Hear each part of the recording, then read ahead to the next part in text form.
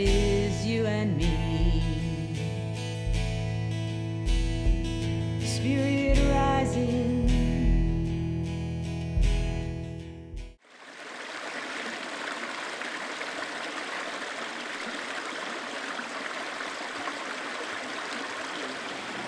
In 1992, it was the 100th anniversary of the Wounded Knee Massacre that happened in Pine Ridge, South Dakota, where the 7th Cavalry came in February in bitter cold and through all kinds of difficult circumstances wound up massacring over 300 people.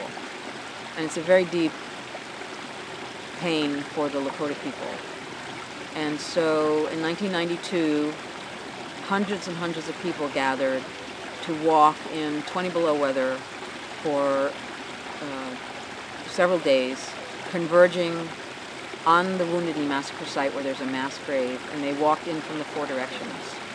And on that walk of many, many people who came to support the Native people, a feather was carried on that walk. In 2002, I met a Lakota man who was from Pine Ridge, and he told me he had been on that walk, and he also shared a lot about his culture with me. And a year or two later, we had a gathering near my home in New York, and someone gifted me a feather that was carried on the 1992 memorial walk, the 100th anniversary walk of Wounded Knee. Now, this feather is not an eagle feather. Eagle feathers are the most sacred to the Native people, and there's a federal law protecting the eagles and these feathers because they're so sacred to the Native people and they use them in ceremony. So the feather that was carried on this walk in 1992 and was gifted to me is called the legal eagle feather, and it's a turkey feather. And so I have the feather here in this box, this cedar box.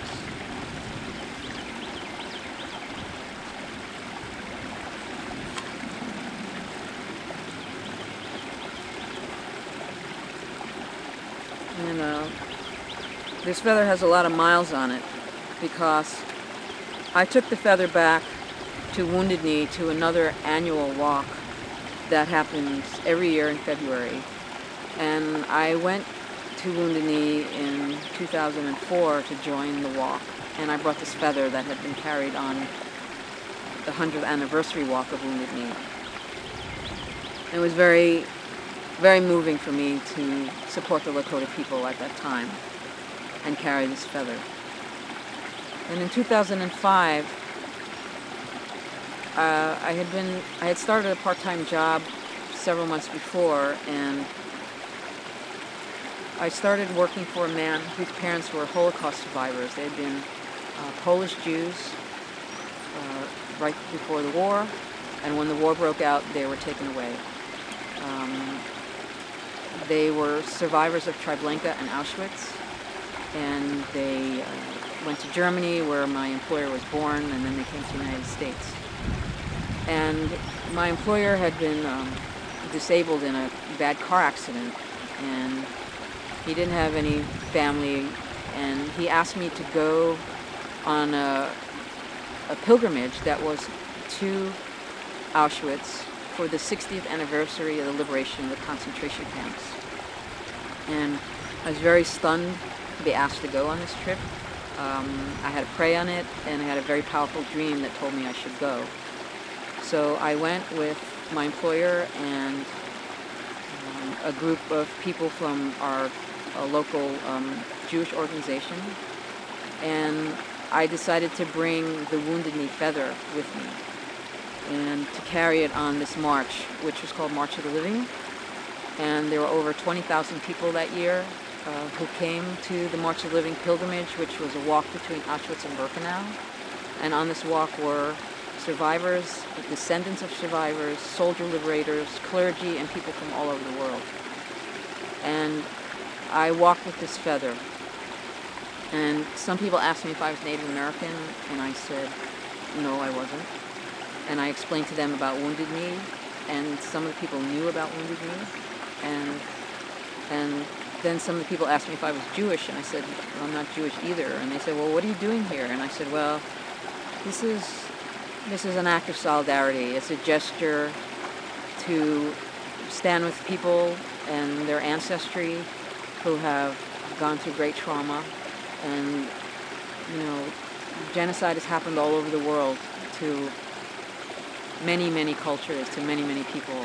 And the ripple effect comes down into our lives today with stories of their ancestors.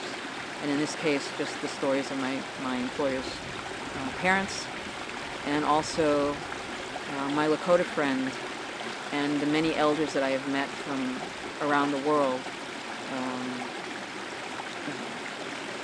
Indigenous people, spiritual leaders, medicine people, grandmothers, aunties, and so forth.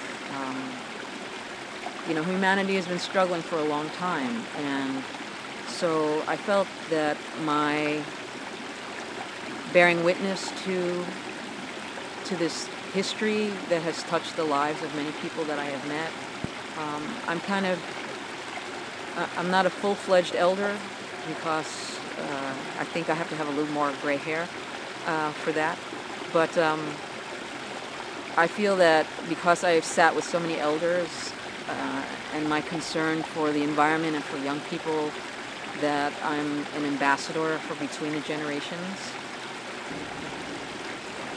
So this feather has traveled many, many thousands of miles. The first walk at Wounded Knee in 1992. I took it back there in 2004. It went to the March of the Living walk between Auschwitz and Birkenau in 2005. And right after that pilgrimage, I went to Israel. I brought the feather. And then I took it back to Wounded Knee. Again, just a month or two after I was in Israel, I went back to Wounded Knee, and I brought the feather with me. And I would like to gift this feather to the Feather Project because I feel it's like its own ambassador between cultures and taking a stand against genocide, and to help different cultures share their histories, their difficult histories with each other, and by this cultural exchange we can help work towards more reconciliation, efforts towards world peace, mending the sacred hoop, what the Lakota would say, Mitakli e Oyasin, all my relations, and in Judaism is Tikkun Olam, repairing the world. Because of my time with elders from different cultures and understanding their stories of escaping their homelands from environmental problems, political problems, religious freedom, persecution, and so forth, to understand that these struggles affect all of us.